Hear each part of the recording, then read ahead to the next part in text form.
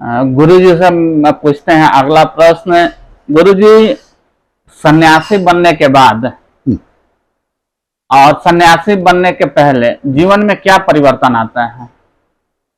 जैसे संन्यास लेने की मेरी प्रबल इच्छा हमें कि ब्रह्मचर्य आश्रम में रहने के बाद काफ़ी दिनों में आई और मैंने संन्यास लिया। और संन्यास का मतलब होता है कि सबके साथ में एक ही व्यवहार रखना है। जैसे कोई परिवार में रह के अपने परिवार से संबंध रखता है, ऐसा सन्यासी बन के उनका पूरा ये जो लोक है, जितने भी जीव मात्र हैं, सबको अपना ही परिवार समझना और अपने परिवार समझते हुए उनके साथ में वही व्यवहार करना।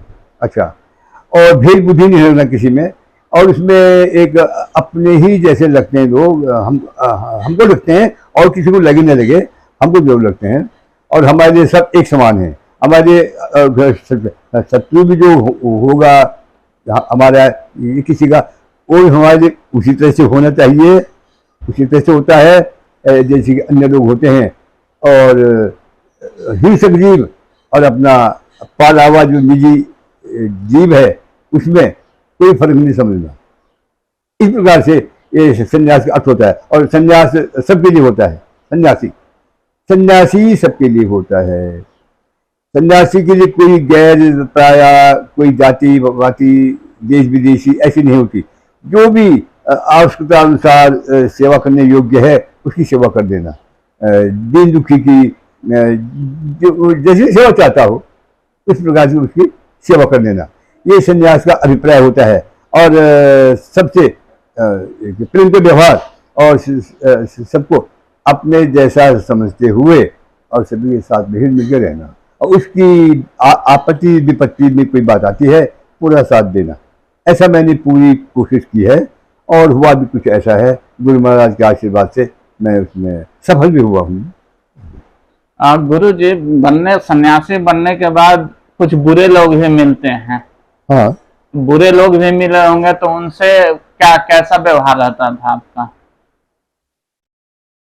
मेरा तो हिमालय में एक बार किसी ने रागत द्वेष बस किसी बकरी वाले ने सामान ले जाते हुए में, और सामान मेरा किसी बाद में सामान, बारिश हो रही थी हल्की सी, उसने मेरा सामान उठा के फेंक दिया नीचे कि मैं नहीं ले जाता।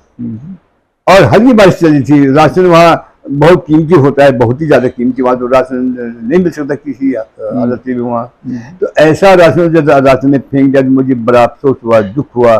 और फिर मैंने खैर वहाँ से 5 मील और रह गया था जहाँ मैं जाना था अपने गुफा में। तो फिर मैंने किसी और बकरी वाले से मिल के जा करके कहा, तो उसने स्वयं आया बकरी ले करके वापिस, और फिर बकरी में रख के बाकी सामान वो उसने जो फेंका हुआ था वो ले गया। फिर ले गया। उसके बाद में 2 महीने के बाद में उसी आदमी का लड़का कारणवश, संयोगवश उसके ऊपर एक पत्थर गिर गया ऊपर से, और उसका पैर बिल्कुल टूट गया, हड्डी अलग हो गई। यानी दूरी भी नहीं थी, क्रैक भी नहीं थी, अलग थी बिल्कुल जमरा में। तो जब उसके बाद उसने में से इतना बैर रखा हुआ था किसने, जिसका वो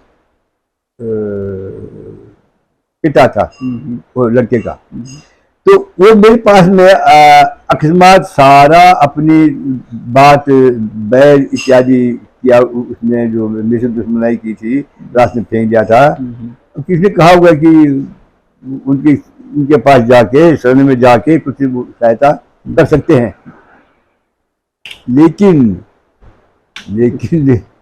मैंने कहा, आया मेरे पास में रोते रोते आया और अपनी भूल की क्षमा मांगते हुए कि मैंने तो बहुत आपके साथ दुर्व्यवहार किया है, लेकिन कृपा करके मेरा एक ही लड़का है और उसका कहीं भी इलाज नहीं है।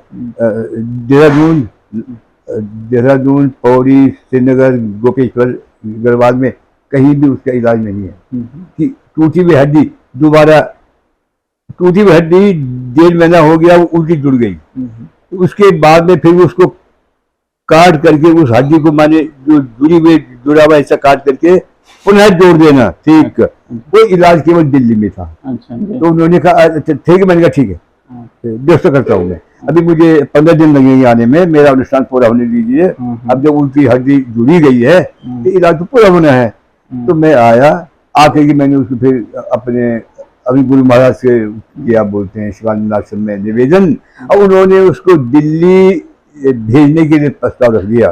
और वहाँ राम मनोहर लोहिया हॉस्पिटल में, बहुत गरीब आदमी था वो, तो जिसका बच्चा था बहुत ही गरीब, माने पुअर कंडीशन एकदम, तो उसका उन्होंने राम मनोहर लोहिया अस्पताल में हमारे गुरु महाराज ने वहाँ भेजा। और भेज करके उसका दोबारा जो हड्डी गलत जुड़ गई थी उसको हटा करके काट करके फिर दोबारा उसको नया जोड़ा। अब वो उधर का 1.5-2 महीने में कंप्लीट ठीक हो गया नया। आज वो ये नहीं लगता कि वो कभी ऐसा रहा होगा, हैंडीकैप रहा होगा कभी, बहुत अच्छा बन गया। उस पर आपका आशीर्वाद रहा तो वो ठीक भी रहा, आज सब चीज ठीक ठाक से कर भी रहा है वो। ऐसे उन गाँव के और लोगों को मैंने कई प्रकार से आपत्ति विपत्ति में, इमरजेंसी में उनको इलाज कराने के लिए लाता था। मुख्यमंत्री से बोल देना, नेताओं से बोलना, फिर जाके उनका इलाज करवाना। ये तो गरीब की कौन सुनता हो सके। तो मैंने अपने हिसाब से अपने गुरु महाराज के आशीर्वाद से ये सब काम किए मैंने आपत्ति विपत्ति में। और मैंने फिर इसके बाद हमने बैर नहीं देखा, हमने झगड़ा नहीं देखा। इसने हमारा बहुत बड़ा नुकसान कर दिया था, लेकिन नहीं, कोई बात नहीं, उसका फल कर्म उसके साथ, हमारे साथ। फिर मैं एक और विषय रहा मेरा, वन पर्यावरण। वन पर्यावरण को ठीक रखवाना, उसमें किसी को अवैध जंगल काटे नहीं देना, ठीक ठाक उसकी जंगल की शोभा रहे। खूब लड़ाइयाँ लड़ी सरकार से जंगली जीव जानवर को बचाने के। बहुत बताएं उसके बारे में क्या क्या हुआ। हाँ जी। तो मैंने फिर वो डीएफओ को बोलता था, जब मैं हिमालय में रहा, वहाँ के डीएफओ से कि आप इन लोगों को या तो समझा दें या फिर इनको दंडित करें, ये वन पर्यावरण को पर इसकी अवैध कटान न करे, एक, और जंगलों को बचाए, वरना मुझे आपके खिलाफ भी आगे बात करनी पड़ेगी अगर आपने नहीं रोका। फिर वाइल्ड लाइफ, वन्य जीव जो हमारे हैं, उनको भी मैंने संरक्षण देने का पूरा काम किया, और अपने होते हुए संरक्षण ठीक से किया। किसी को बंदूक से मारने नहीं दिया, या जो फांसियों से लगाते हैं ये लोग बहुत गलत जातियों के, उनको भी मैंने उसमें उनको माने उनका वध नहीं करने दिया। मृग, हिरण, बाघ, भालू आदि इनका नुकसान, इनका हनन नहीं होने दिया।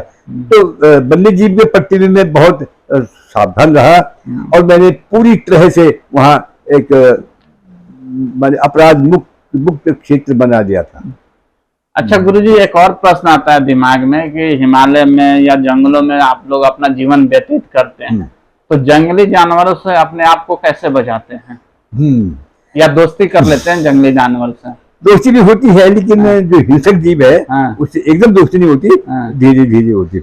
ठीक है, बाघ है, जैसे बाघ है, बाघ ने मुझे 1-2 बार वहाँ देख लिया तो फिर मैं वो ज्यादा मेरी कहानी पहुंचाने की बात नहीं रखता था। अब भालू से थोड़ा खतरा होता है, मैं वहाँ धुआं की गंध से भालू एकदम नजदीक नहीं आता है। अच्छा, तो भालू से बचाऊं मैं, बाघ से बचाऊं मैं, और भी जीव कुछ ऐसे हैं। यदि मैंने अपना परमेश्वर उनमें पहचाना है, देखने की भाव रखा है, पहचाने का भाव रखा है, तो वो मुझे हानि नहीं पहुंचाते थे। और वो ठीक ठाक माने मेरे को जैसे कि निश्चिंत रहते थे, न कोई उनसे मेरे को भय, न मेरे से उनको भय। अच्छा, इस प्रकार से तो वन्य जीव को मैं अपना परिवार जैसा खास मानता था। वन्य जीव उनका कोई नहीं है, हम ही है, या फिर एक ईश्वर होता है।